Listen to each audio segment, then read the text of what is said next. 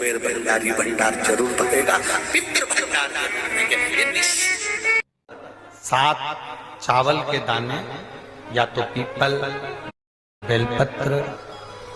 आंवला, बटवृक्ष या फिर शिवालय, 7 चावल के दाने आप इन जगह में से कहीं पर भी अगर आप समर्पित कर देते हैं तो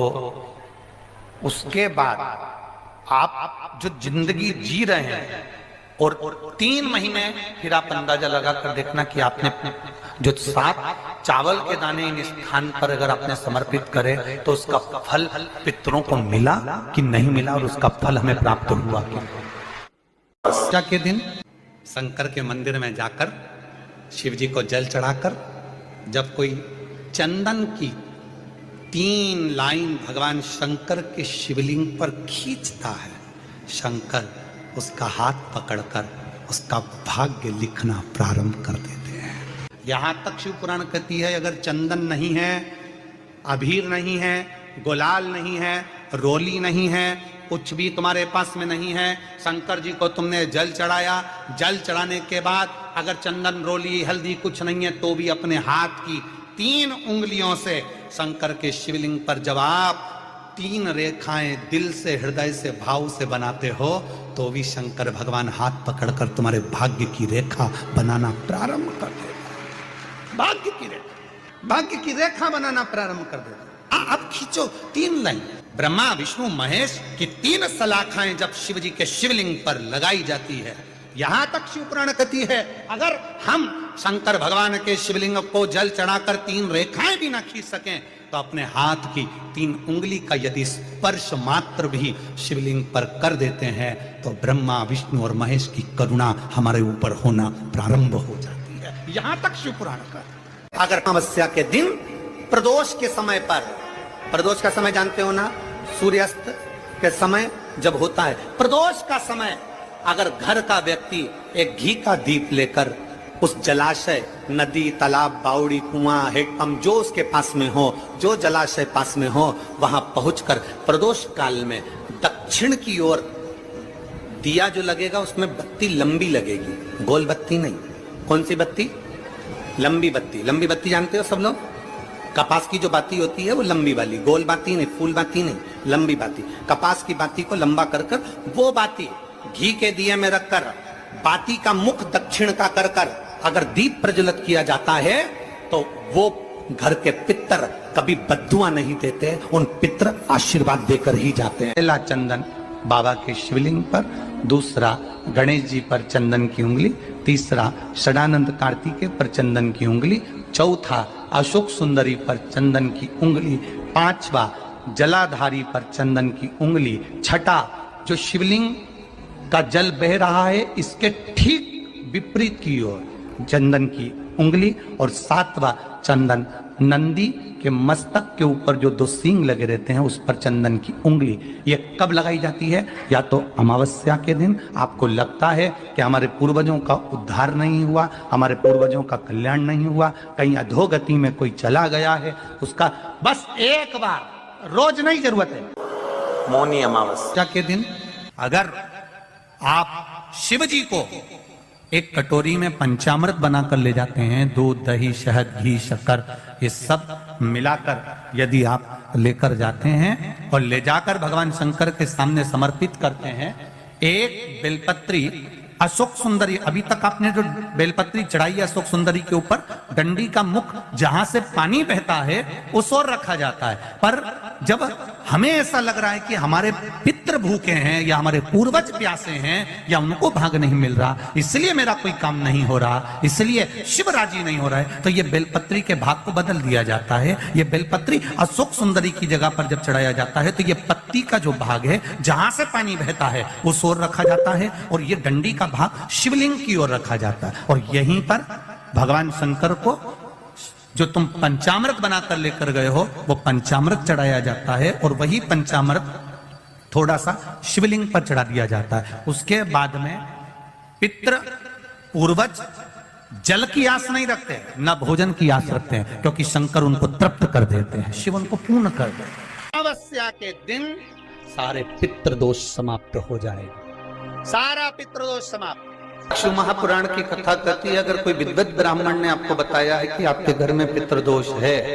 कोई विद्वान ब्राह्मण ने बता दिया कि आपके घर में काल सर्प दोष है, कोई विद्वान ब्राह्मण ने बता दिया कि आपके यहाँ पर ये वास्तु दोष है और इस दोष को मिटाना जरूरी है, कोई ने आपको बताया, उस समय पर हमें घबराना नहीं, उस समय में घबराने का क्रम नहीं है। कहते हैं पीपल का जो जल झड़ता है पीपल के वृक्ष से, आप लोगों ने कभी देखा है कि नहीं देखा, वो हमको नहीं मालूम।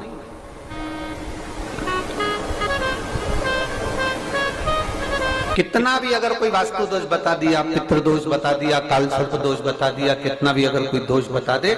तो पीपल का जो जल वृक्ष में से झड़ता है, कभी कभी आप उसके नीचे हाथ रखकर देखना, थाली रखकर देखना, उसमें पत्थर पर देखना, तो वहां पर भी पानी के निशान आपको मिलेंगे, बूंद के निशान मिलेंगे।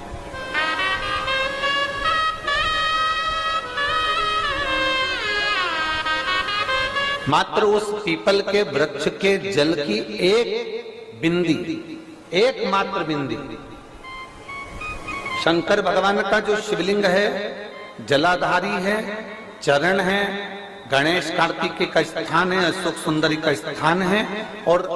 प्रत्येक जलाधारी में से पानी बीच में से आकर नीचे की ओर गिरता है, नीचे की ओर गिरता है।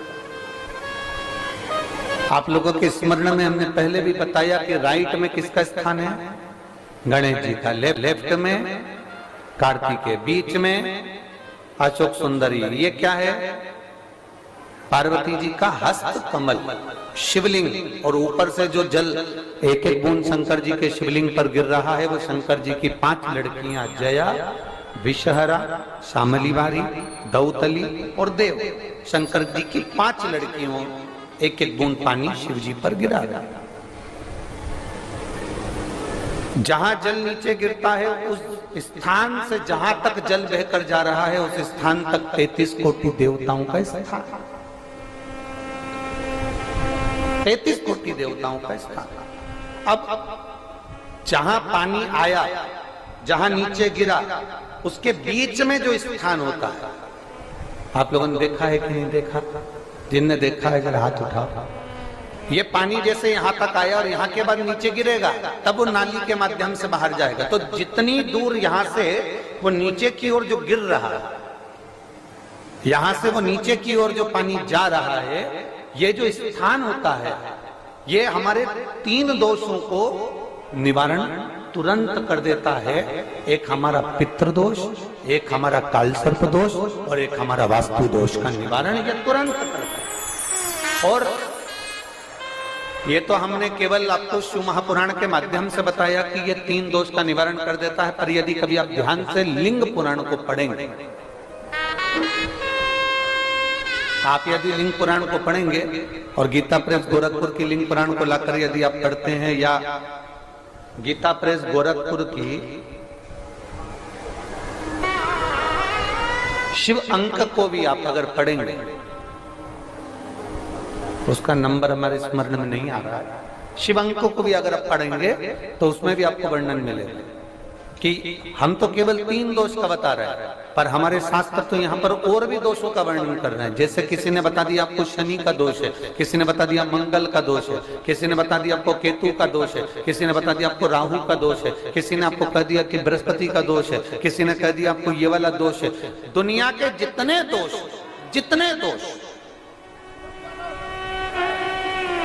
पीपल के वृक्ष के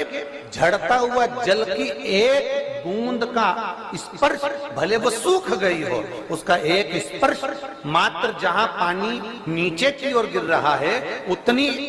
परिधि, उतनी जगह के बीच में जहां से पानी गिरता है, बस उस स्थान पर अगर वो उंगली अपना नाम और गोत्र का स्मरण कर कर भी लगा दी जाए और एक लोटा जल चढ़ा दिया जाए, तो ये जितने दुनिया के दोष हैं वो अपने आप समाप्त हो ही जाते हैं। शंकर की भक्ति का मूल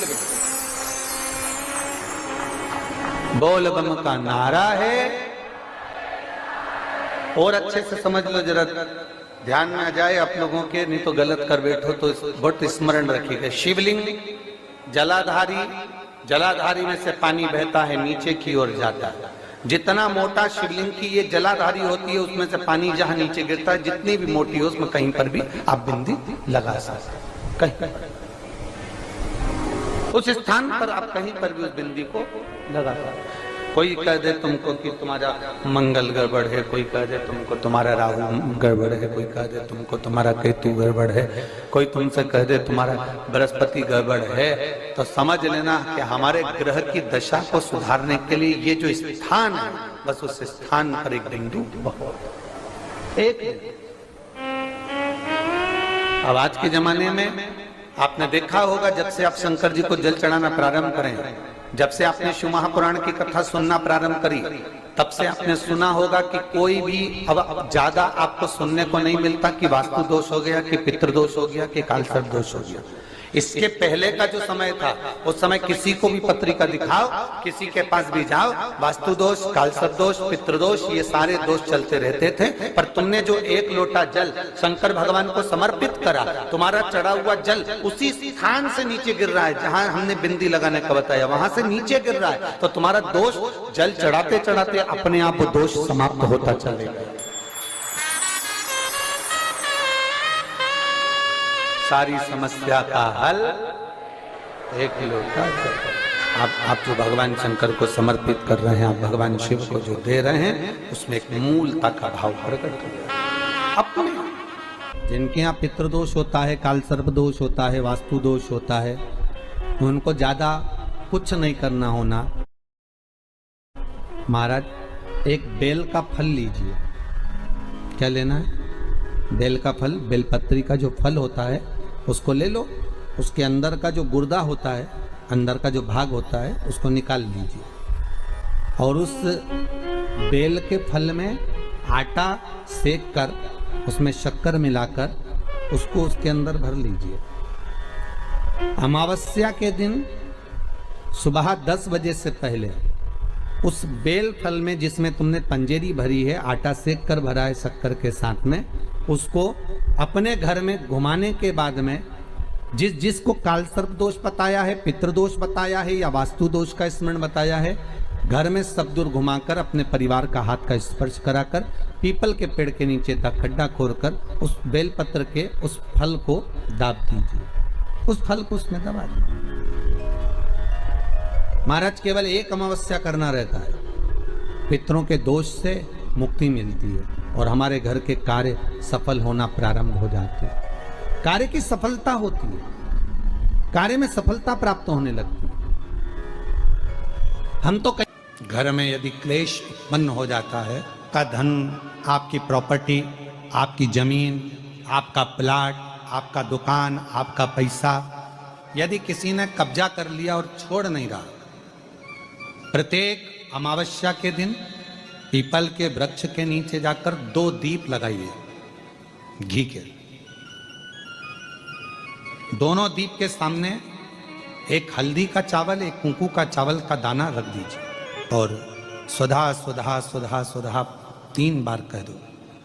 और स्मरण करो, हे हमारे कुलदेव, पितृदेव, शिवदेव, महादेव, कृपा कर कर जमीन है, मेरा जो धन है, मेरी जो प्रॉपर्टी है, मेरा पैसा लोगों ने हथिया लिया, देते नहीं। गोत्र बोलकर स्मरण कर कर बाबा मेरा धन मुझे वापिस ला कर दो। अमावस्या पर करो, फिर अगली अमावस्या करो, ऐसे 2-4 अमावस्या करोगे। जिसने ले रखा है वो खुद सोचेगा कि मुझे क्या हुआ, कि मुझे देना है, उसका पैसा चुकाना है, धन रखेगा नहीं। अगर किसी व्यक्ति के जीवन में खो गया, कर्जे में डूब गया, कर्जा बहुत हो गया, पैसा चले गया, गाड़ी चली गई, मकान चले गया, सब गिरवे रखा गया, सब कुछ समाप्त हो गया, उसको प्रत्येक प्रदोष को, प्रत्येक अमावस्या को घी का दीप किसी भी पेड़ के नीचे, ये 5 वृक्ष बताए हैं पितृभाव के, उन 5 वृक्ष में से कहीं पर भी बड़, पीपल, आंवला, शमी, बेलपत्र आदि 5 वृक्ष में से किसी भी वृक्ष के नीचे प्रज्वलित करे और काम ना करे, उसका कर्जा चूकता ही है, चूकता। आपको कोई ब्राह्मण देवता ने कहा कि आपके यहाँ पितृदोष है, तो आपको घबराना नहीं है कि महाराज जी मुझे क्या करना पड़ेगा, पितृदोष है। एक चावल का दाना घर में से लीजिए हथेली पर रखिए। पानी का जो मटका होता है, हंडा होता है, पानी का जो मटका है, हंडा है, जहां पर रसोई घर में तुम पानी रखते हो, उस हंडे के पास में, मटके के पास में उस चावल के दाने को लेकर जाइए। अपने पितरों का स्मरण कर स्वधा स्वधा स्वधा स्वधा स्वधा 5 बार बोलकर शंकर भगवान के शिवलिंग पर, तुम्हारे घर में शिवलिंग हो तो घर में, और अगर मंदिर में शिवलिंग हो तो मंदिर में, उस चावल के दाने को चढ़ा दीजिए। ऐसा भी पितृ दोष होगा, समाप्त होगा। अमावस्या के दिन वर दे गई कि आज की रात्रि तूने अपना दरवाजा खोलकर मेरे लिए रखा, दरवाजे पर दीप टिमटिमाया, दीप प्रज्वलित रहा, तूने मुझे मधु का भोग लगाया। आज का रात्रि पूरी पृथ्वी के लिए धन और वैभव की रात्रि रहेगी। अमावस्या के दिन व्यक्ति जो भगवान शंकर को बेलपत्र जब समर्पित करता है और बीज की पत्ती पर चंदन लगाकर, मध्यस्थ जोड़ पर शहद लगाकर शिव को जब समर्पित करता है, तो उसका भाग्य कितना भी विपरीत चल रहा हो, उसकी किस्मत की रेखा कितनी भी विरोधी, कितनी भी विपरीत चल रही हो, वो अपने आप से लुट जाती है, अपने आप से। पहला चंदन बाबा के शिवलिंग पर, दूसरा गणेश जी पर चंदन की उंगली, तीसरा षडानंद कार्तिकेय पर चंदन की उंगली, चौथा अशोक सुंदरी पर चंदन की उंगली, पांचवा जलाधारी पर चंदन की उंगली, छठा जो शिवलिंग का जल बह रहा है इसके ठीक विपरीत की ओर चंदन की उंगली, और सातवां चंदन नंदी के मस्तक के ऊपर जो 2 सींग लगे रहते हैं उस पर चंदन की उंगली। ये कब लगाई जाती है? या तो अमावस्या के दिन। आपको लगता है कि हमारे पूर्वजों का उद्धार नहीं हुआ, हमारे पूर्वजों का कल्याण नहीं हुआ, कहीं अधोगति में कोई चला गया है, उसका बस एक बार, रोज नहीं जरूरत, अमावस्या के दिन दोष काल में, प्रदोष के समय पर, प्रदोष काल में शाम के समय पर जाकर किसी भी नदी, तालाब, बावड़ी, कुआं, कहीं ना कहीं जो आपके पास में हो, वहां पर एक घी का दिया, बत्ती का मुंह दक्षिण की ओर कर कर अवश्य जला कर जाना। सारे पितृदोष समाप्त हो जाएगा, सारा पितृदोष समाप्त। अमावस्या के दिन किसी भी जलाशय के पास में, नदी, तालाब, बावड़ी, कुआं, जो आपके शहर में, आपके गांव में, आपके नगर में हो, वहां जाकर लगा दे। अगर नदी, तालाब, बावड़ी, कुआं नहीं है तो पीपल का वृक्ष हो या बेलपत्री का वृक्ष हो या बट का वृक्ष हो, उसके नीचे लगा दो प्रदोष काल में। पर अमावस्या के दिन लगाएं जरूर। क्यों?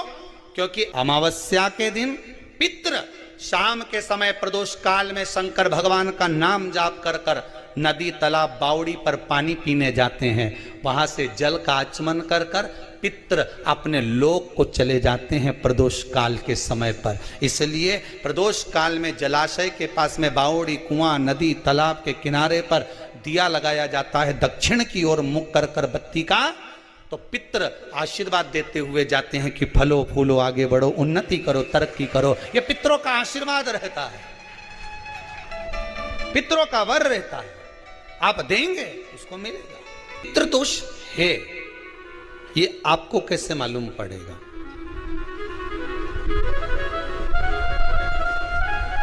पितृ भूखे हैं, इसका तो वर्णन हमने पहले कर दिया कि रात्रि को जब आप सोने के बाद में 1-1.5 घंटे बाद अगर आपकी नींद खुल जाए, 1 घंटा 1.5 घंटा आप सो लिए, उसके बाद जो नींद खुली तो 1-1.5 घंटे तक अगर आपको नींद नहीं आ रही है, रात्रि को सोने के बाद में 1 घंटे बाद जब उठे तो आपको प्यास लग गई, भूख लगने लगी, प्यास लगने लगी कि मेरे को पानी पीना पड़ेगा, घबराहट हो रही, पानी पीना पड़ेगा। 1-1.5 घंटे सोने के बाद अचानक नींद खुले और आपको प्यास लगे, समझ लेना आपके पितृ भूखे हैं और प्यासे हैं, भूखे और प्यासे हैं, उनको जल की जरूरत है। किसी भी नदी में, सरोवर में, कुंड में, बावड़ी में, तालाब में,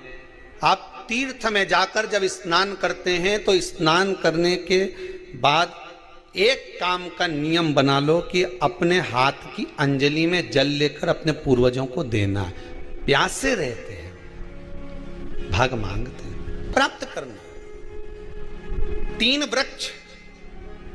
पितरों के तुल्य हैं। पहला पीपल, दूसरा बट वृक्ष, तीसरा बेलपत्र का वृक्ष, ये पितरों के तुल्य है। अगर आपको रात्रि में नींद नहीं आ रही है, ऐसा लगता है कि रात्रि को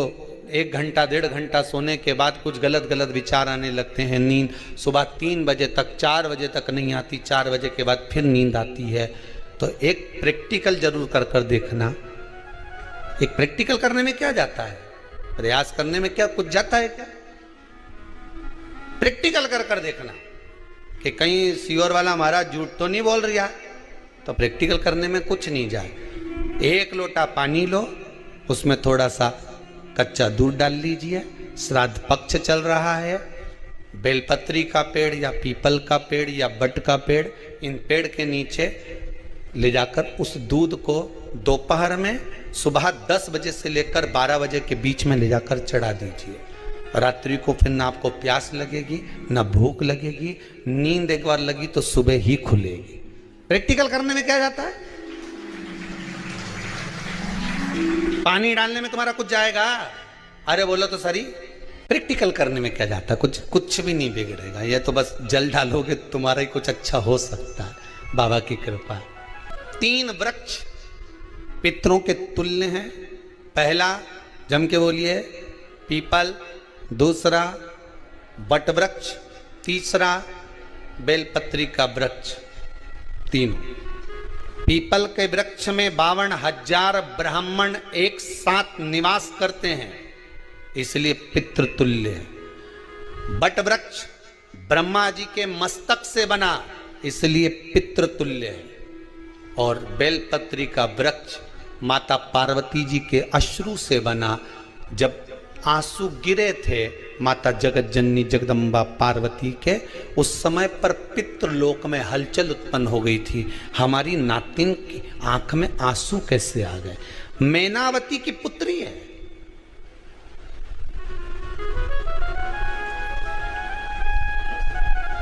पितरों की नातिन,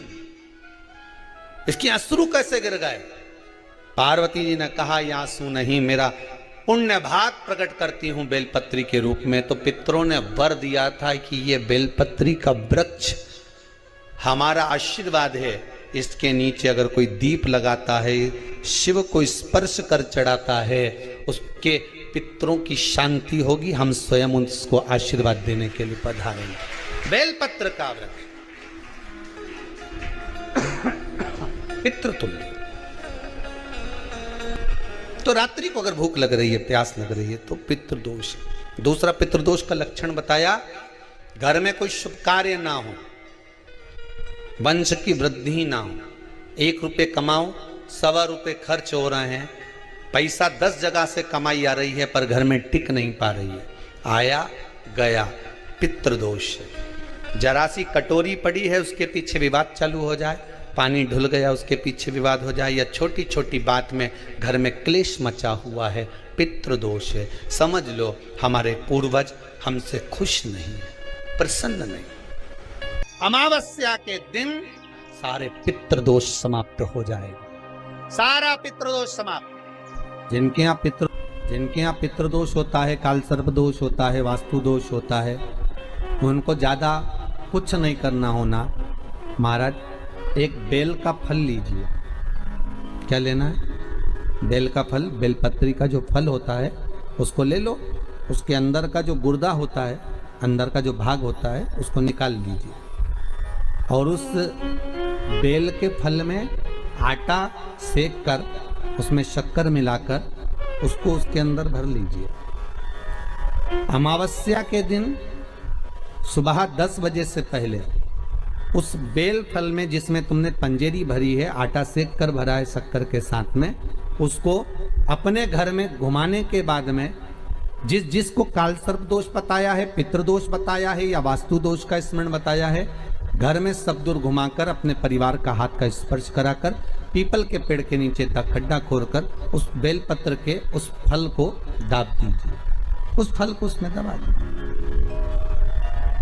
महाराज केवल एक अमावस्या करना रहता है, पितरों के दोष से मुक्ति मिलती है और हमारे घर के कार्य सफल होना प्रारंभ हो जाते हैं। कार्य की सफलता होती है, कार्य में सफलता प्राप्त होने लगती है। हम तो कई बार कहते हैं महाराज जी, अगर ऐसा लगे किसी औषधि को आप ले रहे हैं, मालूम पड़े कि औषधि आपको लग नहीं रही है, शिव महापुराण की कथा करेंगे, मान लो औषधि आपको नहीं लग रही, आपने औषधि बहुत दिनों से ले रहे हो, कोई दवाई, मान लो आप किसी भी दवाई को ग्रहण कर रहे हैं और वो औषधि लगी नहीं रही है, वो शरीर को लगी नहीं पा रही और आप ठीक ही नहीं हो पा रहे, 15 दिन हो गए, 8 दिन हो गए, बताओ, उतना की उतना ही कैटरीना है, उतना ही उतना अपना भरा हुआ, वही की वही लीवर, वही की वही किडनी, वही की वही स्मरण, सभी कुछ वही वही है, उतने की उतना ही। बीपी भी ऊंचा नीचा चल रहा है पर लेवल में नहीं आ रहा, शुगर भी लेवल में नहीं आ रही, तो प्रयास करा करो महाराज, बेलपत्री के फल का जो गुर्दा है, अंदर का जो भाग है फल का, उसको पानी में गला लीजिए और प्रदोष की प्रदोष, कम से कम प्रदोष नहीं हो और बीमारी जरा दवाई लगी नहीं रही हो तो बिना प्रदोष के भी कर सकते हो, उसको पानी में गलाइए, आधा घंटा पानी में, जैसे आपको सुबह मंदिर जाना है 10 बजे, तो सुबह स्नान कर कर कम से कम 6:30-7 बजे उसको पानी में गला दीजिए और उस बेले के फल का गुर्दा से गला हुआ पानी शिव जी को ले जाकर समर्पित कर दीजिए महाराज। उस पानी में से थोड़ा सा 1 चम्मच पानी शिव जी पे चढ़ा हुआ लेकर आ जाइए, उस पानी को जो बीमार व्यक्ति है उसको औषधि देने से पहले मात्र आधी चम्मच से भी आधा चम्मच उसको दे दीजिए। भगवान शंकर का श्री शिवाय नमस्तुभ्यम का जाप कर कर उस पानी को देने के बाद अगर आप औषधि देंगे तो ये पक्का है कि औषधि अपना कार्य करना प्रारंभ कर देगी और वो स्वस्थ होना प्रारंभ हो जाएगा, वो स्वस्थ हो औषधि के। अवश्य तुलसी की लकड़ी पानी में घुमाकर, लकड़ी नहीं हो तो माला तो होगी ही, जल में भ्रमण कराकर, जल में घुमाकर, तुलसी की लकड़ी को जल में डालकर स्नान जो करता है, मात्र घुमाना है, लकड़ी डालकर नहीं रखना है, घुमाकर अपने पूजन वाले स्थान पर रख लो या पानी में पहले से घुमा लो, उस पानी को ले जाकर डाल दो। अमावस्या स्नान जो जीव करता है, शिव महापुराण की कथा कहती है, जितनी वर्ष में सोमती पड़ती है, सोमती अमावस्याएं पड़ती हैं, शनिचरी अमावस्याएं पड़ती हैं, सारी अमावस्या का पुण्य उस जीव के खाते में चला जाता है। तो अच्छे से ध्यान रखिएगा, आप ब्राह्मण को भोजन कराएं ना कराएं, आपने धूप छोड़ी ना छोड़ी वो पता नहीं, गाय को रोटी दी ना दी, स्वान को भोजन दिया ना दिया, कौवे को भोजन दिया ना दिया, चलेगा, पर अमावस्या के दिन, उस दिन प्रदोष काल में, प्रदोष के समय पर, शाम के समय पर जाकर किसी भी नदी, तालाब, बावड़ी, कुआं, कहीं ना कहीं जो आपके पास में हो, वहां पर एक घी का दिया, बत्ती का मुंह दक्षिण की ओर कर कर अवश्य जलाकर आ जाना, सारे पितृ दोष समाप्त हो जाएगा। से निवेदन है, माताओं से निवेदन है, मान लो आपको कोई ब्राह्मण देवता ने कहा कि आपके यहाँ पितृ दोष है, तो आपको घबराना नहीं है कि महाराज जी मुझे क्या करना पड़ेगा, पितृ दोष है, एक चावल का दाना घर में से लीजिए, हथेली पर रखिए, पानी का जो मटका होता है, हंडा होता है, पानी का जो मटका है, हंडा है, जहां पर रसोई घर में तुम पानी रखते हो, उस हंडे के पास में, मटके के पास में उस चावल के दाने को लेकर जाइए, अपने पितरों का स्मरण कर स्वधा स्वधा स्वधा स्वधा स्वधा 5 बार बोलकर शंकर भगवान के शिवलिंग पर, तुम्हारे घर में शिवलिंग हो तो घर में, और अगर मंदिर में शिवलिंग हो तो मंदिर में, उस चावल के दाने को चढ़ा दीजिए, कैसा भी पितृदोष होगा समाप्त हो। कि गाय जब अपने बछड़े को दूध पिलाए और बछड़े के मुख पर जो फेन आए, उस फेन को अमावस्या के दिन दोपहर में 12 बजे चम्मच में लेकर, जो बच्चा चिड़चिड़ करता हो या पढ़ाई में मन नहीं लगता हो या दिमाग थोड़ा सा कमजोर हो, डॉक्टर के इसका विवेक काम नहीं कर रहा, बुद्धि काम नहीं कर रही है, उस बच्चे को 2 या 3 अमावस्या गाय जब बछड़े को दूध पिलाए, बछड़े के मुंह पर जो फेन आता है वो फेन उस बच्चे को पिला दिया जाए तो बच्चा विद्वान होता है, उसका विवेक काम करना प्रबल हो जाता है। सारी दुनिया के लोग तुमसे कह रहे हैं तेरे घर में पितृदोष हो, 1 रुपए कमाते हो 1.25 रुपए खर्च होता है, मानसिक टेंशन बना रहता है, घर में एक व्यक्ति बीमार है, ठीक हुआ, दूसरा बीमार पड़ गया, दूसरा ठीक हुआ, तीसरा बीमार पड़ गया, तीसरा ठीक हुआ, चौथा बीमार पड़ गया, मतलब कहीं ना कहीं पितृ का भाव, पितृदोष का भय है। किसी ने कहा तुमसे कि तेरे यहाँ पितृदोष है, तूने ब्राह्मण को भोजन करा दिया, पिंडदान करा दिया, तर्पण करा दिया, तिलांजलि करा दी, गया जी का श्राद्ध कर दिया, हरिद्वार चली गई, वहां पिंडदान करवा दिया, ब्राह्मण भोज करवा दिया, तिथि पर भोजन करवा दिया, सब कुछ करवा के देते। अब एक काम और करके देख लो, एक काम और करके देख लो। जब तुम घर में भगवान शंकर की आरती, तुम्हारे घर में शंकर जी का शिवलिंग है, भले काय का भी हो, छोटा सा, भले सियोर का कंकर शंकर हो, नर्मदा का कंकर हो, चाहे शंकर पारस के हो, पीतल के हो, स्टील के हो, लकड़ी के हो, जिसके भी हो, लोहे के हो, पाषाण के हो, जिसके भी हो, शंकर का शिवलिंग अगर हमारे घर में है और आप रोज प्रतिदिन भगवान की आरती करते हो, प्रतिदिन, और आपको लग रहा है कि मेरे यहाँ तकलीफ चल रही है, ये ठीक ही नहीं हो रही, लगभग 1.5 महीना आप कम से कम 45 दिन, 1.5 महीने के करीब में सब प्रयास करना कि भगवान की आरती, शिवलिंग, शंकर भगवान के शिवलिंग की आरती करने के बाद उस दिए को भगवान के सामने मत रखो, उस दिए को उठाकर जहां तुम पानी का मटका रखते हो, हंडा रखते हो, जिससे तुम पानी पीते हो, तुम्हारे रसोई घर में जो पानी का मटका, हंडा, बाल्टी, आरओ का पानी जिस मटके में गिरता है, हंडे में गिरता है, जिसको हमारे पितरों का स्थान कहते हैं, उस स्थान पर, उस मटके के पास में, हंडे के पास में, उस बाल्टी के पास में, जहां रसोई घर में पानी रखते हो, उस रसोई घर में पानी जहां रखते हो, उसके पास में उस दिए को भगवान के सामने नहीं रखना। आरती उतारने के बाद उस दिए को ले जाके सीधे परिंडे के पास में, उस हंडे के पास में, मटके के पास में उसको रखो। केवल 1.5 महीना कर कर देखना। 1.5 महीने के बाद तुम्हें मालूम पड़ेगा कि हम वापिस उन्नति की सीढ़ी पर चढ़ना प्रारंभ कर दिए, हमें फल मिलना चाहिए। अब तुम्हें ना कहीं जाना है, ना कहीं आना है, ना कोई खर्चा है। खर्चा है क्या? ईमानदारी से बोलो, कोई तुम्हारा लाखों का रुपया लग गया क्या? रोज आरती करते हो रोज आरती। बस आरती का नियम बना लो कि हमको पितृदोष किसी ने बोला है, हमारे घर में अशांति है, पितृदोष है, कोई कह रहा है कि तुम्हारे घर में पितृदोष है, हमने सब कुछ करके देख लिया। अब हमें ये करना है कि महादेव की आरती जब होती है तो उसकी ज्योत का दर्शन करने पर 1000 कपिला गाय के दान का पुण्य मिलता है। तो ये पुण्य हम हमारे पितरों को देते हैं, जिससे उनकी मुक्ति हो जाए और हमें आशीर्वाद प्राप्त। उस दिए को नीचे नहीं रखना, आरती उतारने के बाद आरती पूरी हो जाए तब उस दिए को ले जाकर